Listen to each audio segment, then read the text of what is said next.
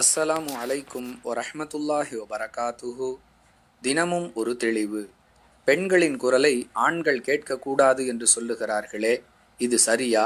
இப்படித்தான் மார்க்கம் கட்டளையிடுகிறதா என்று ஒரு கேள்வி கேட்கப்பட்டிருக்கின்றது.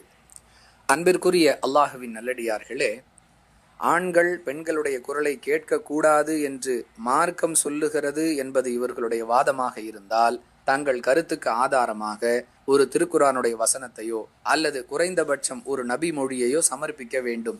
அப்படி எதையும் கொடுக்காமல் பொதுவான வழிகாட்டுதல், நன்மை என்றெல்லாம் சொல்லிக் கொண்டிருக்கிறார்கள். அல்லாஹுவோ அவனுடைய தூதரோ இது குறித்து ஏதேனும் தடை விதித்திருக்கிறார்களா என்று தேடி பார்க்கும் பொழுது எந்த ஒரு தடையும் இல்லை, மாறாக அனுமதி வழங்கப்பட்டிருக்கிறது என்பதைத்தான் பார்க்க முடிகிறது. திருக்குரானுடைய 9வது அத்தியாயத்தின் 70வது வசனத்தில் இது குறித்து அல்லாஹ் பேசுகிறான். முஃமினான ஆண்களும் பெண்களும் ஒருவருக்கொருவர் உற்ற நண்பர்களாக இருக்கிறார்கள், அவர்கள் நன்மையை ஏவுவார்கள், தீமையை தடுப்பார்கள் என்று கூறுகிறான். அன்பானவர்களே, முஃமினான ஆண்களும் பெண்களும் தங்களுக்கு மத்தியில் நல்ல விதமான நட்பை பாராட்டுவதோடு நன்மையை ஏவிக்கொள்ள வேண்டும், தீமையை தடுத்து கொள்ள வேண்டும் என்பது இவ்வசனத்தின் மூலம் அல்லாஹ் சொல்லக்கூடிய வழிகாட்டுதல். ஒரு ஆண் தவறு செய்தால் அதை ஒரு பெண் தட்டி கேட்க வேண்டும், ஒரு பெண் தவறு செய்தால் அதை ஒரு ஆண் தட்டி கேட்க வேண்டும். அவர்களை நேர்வழிப்படுத்துவதற்கான முயற்சியை தங்களால் இயன்ற அளவிற்கு செய்ய வேண்டும். இதுதான் இவ்வசனம் சொல்லக்கூடிய அறிவுரை. இவருடைய குரலை அவர் கேட்கக்கூடாது என்று சொன்னால் பெண் எப்படி ஒரு ஆணுக்கு அறிவுரை சொல்லுவாள்? அன்பானவர்களே, இவர்களுடைய வாதம் என்னவென்றால், ஏகத்துவ பிரச்சாரத்தின் பொழுது சில சபைகளில் பெண்கள் உரை நிகழ்த்தக்கூடிய சூழல் உருவாகிறது. அதை தடுக்க வேண்டும் என்பதுதான்.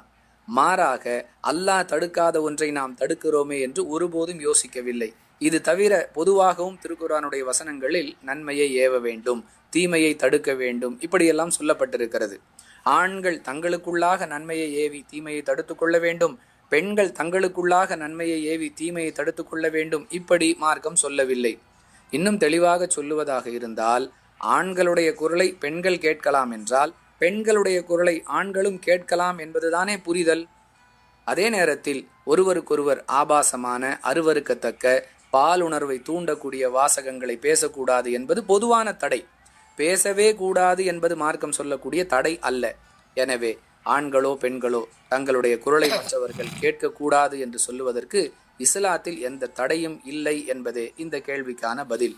அதே நேரத்தில் வியாபார ரீதியாக பயணங்களில் இவர்களுடைய பெண்கள் மற்ற ஆண்களிடம் பேசுவதோ, மற்ற ஆண்கள் இவர்களுடைய பெண்களிடம் பேசுவதோ இவர்களால் ஏற்றுக்கொள்ளத்தக்க ஒரு விஷயமாக இருக்கிறது.